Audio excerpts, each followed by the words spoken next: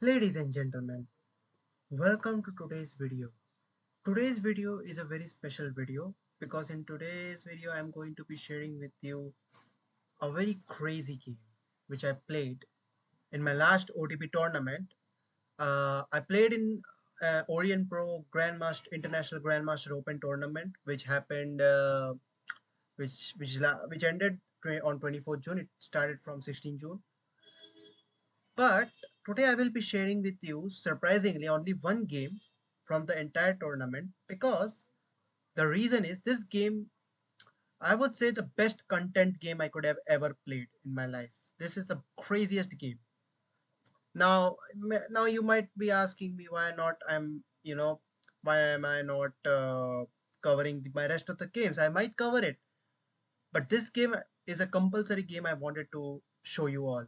So without further delay, let's begin.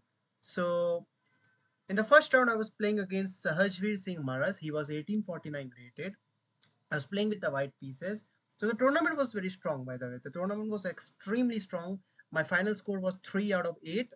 I couldn't able to play the ninth round because I was very sick. So I had to withdraw after that. But but I initially gained, but like I gained 62 rating points. I literally gained 62 rating points in the tournament by defeating two 1800s and one 1600. But yeah, but this game was even a crazier one. Now you got the spoiler, but you need to watch this game if you are a chess fan. So I started off with e4. So in my every round with white, I always played e4. My opponent played c5. Now in that tournament, and since now not only talking about the tournament, this Sicilian line is being very trending for the past few tournaments I've been playing, and even I've seen many of my chess friends as well playing this line. But I was like, okay, I always had the reputation for the Sicilian. I always got c3. I always go for the Alpine. He went for knight f6, e5. Normal stuff so far. Knight d5, d4, controlling the center. Now after c takes d4, I played knight f3. Now obviously you can't take because the knight will be hanging, so taking advantage of this pin. Knight c6. Now I take the pawn, and now d6. Now there are a lot of moves. You can play knight c3. You can even play bishop c4. You can even play bishop b5. But no, bishop b5 you cannot play. Sorry, my bad. Because after queen a5 check, you have even though you got knight c3, but after knight takes, pawn takes, your bishop is lost. So I think bishop c4 you can also play, and after check, that doesn't matter. You can play knight d2. You can play bishop d2. Bishop d2 is far more strong, but this didn't happen. So I played knight c3. I went for the normal one. Now he took on c3. Now the thing is, now normally black shouldn't take this knight. Normally black should always capture on e5. But my opponent here thought that okay, let's trade off. So I was like, okay, takes. And now you don't take. You don't take because after this pawn is a weakness, an isolated pawn, even though it's defended by the knight, but it's an isolated pawn in need. You instead go for aggressive move. You play d5. My opponent also got a counter attack, e4. I went knight g5, knight e5, and here I played queen f4 check. Now here I mean, okay, obviously I could have just taken the pawn with the knight, but I was like, why not to give a check? Bishop d7, and now queen takes. Now my idea also was that if I like after queen f4 check, I took back with the tempo on the knight. So that's the thing I calculated. Now he played queen c7. Here I was thinking if he had played f6. I was thinking about f6. But f6 then wouldn't have mattered because I mean I was thinking about bishop f4 as well at that time. I think I had something like 59 6 59 no 1 hour 7 minutes on my clock, and my opponent was playing also very fast. And I was like, but yeah, queen c7 is not a bad move either. But and yeah, here I played c4, which I shouldn't have played because I mean I don't know why I played. I mean the reason I played maybe mostly is because to save this pawn, obviously because to defend, but also bishop d2 could have been played as well by me. Here I was also calculating about bishop f4, but I was like queen takes c3 and let's say king moves, and I was in danger. So this was a blunder. So that's why I played c4, which is okay, but it's not so good. Now here he played g6. The idea is to have a direct attack on my, not direct, but a sneaky attack on my rook. And here I played f4. I played f4 because I was calculating here also. Like I was calculating bishop f4 again. I was calculating a lot here. Bishop f4, but I was also thinking about queen f5 check. And I mean, again, if I had played bishop d2 and something like that, I mean, I didn't like all that. And then he would just, let's say after, I mean, yeah, he would have just been safe. He could have also played f6. So that's the reason I didn't play bishop f4. So I was like, okay, let's play f4 indeed. And here he played knight g4. And my guys, here is the part where I made my first ever positional mistake. I would say a blunder. Now, normally here you should play, let's say, bishop b2. Here, mostly bishop b2 is considered fine. And let's say if he gives a check, yeah, I mean, bishop b2 is also bad, and bishop b2 is bad. And here, normally, what you should do is probably probably go d6. Yeah, here normally you should go d6. I think so. Uh, They're normally d6. I mean, d6 is not proof, but yeah, queen d4. Queen d4 was also good. Queen d4, I mean, I didn't saw queen d4 there, but I was thinking about bishop b2 indeed. But bishop b2, I thought that queen a5 is coming, and I was going to get dead lost because then the fork will come. If king e2, then yeah, I mean, just and then like let's say queen b4 and so many things, bishop f5, so many things. But here I played h3. Now, this was a blunder. You might ask why it's a blunder, because now after bishop g7, my rook is trapped. You might think, oh, rook e1, but then bishop f5, and I'm dead lost.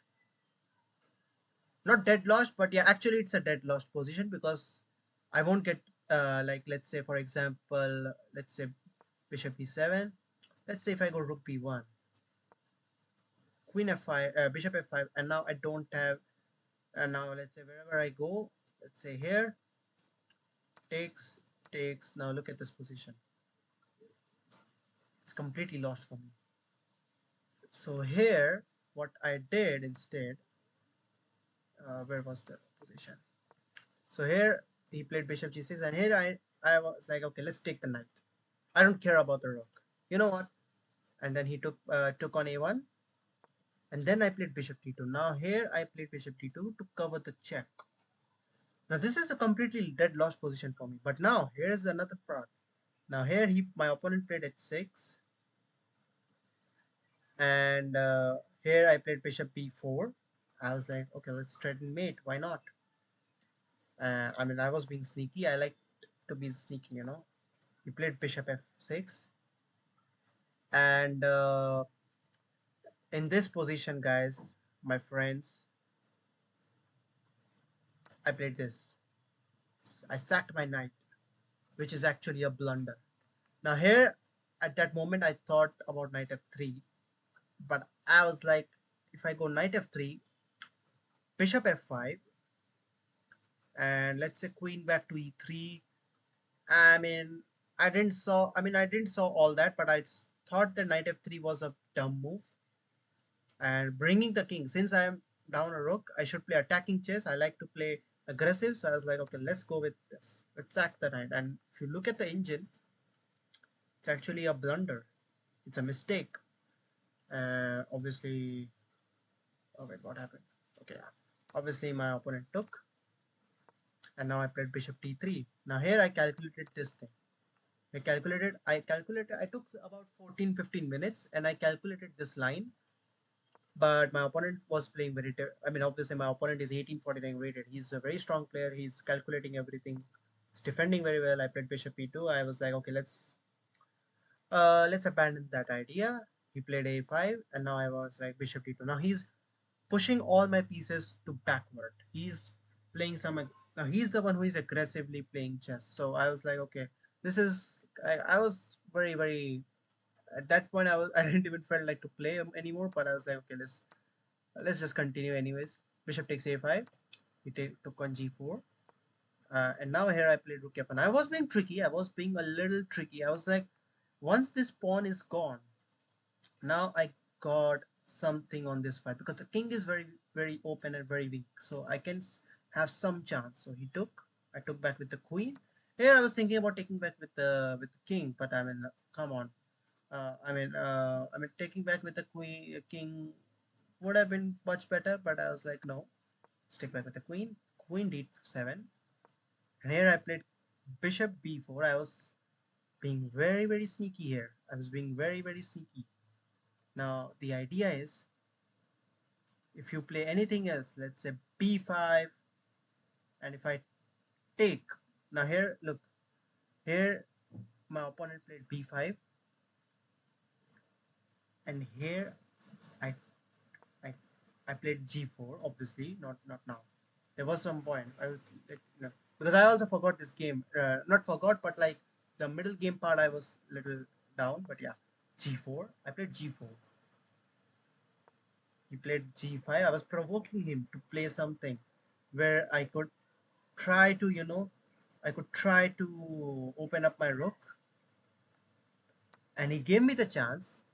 I took, and here I played this move, and here's the trick. I was so hoping, I was praying all my life that please you take this d5 pawn. My trick was to go with checkmate in 2.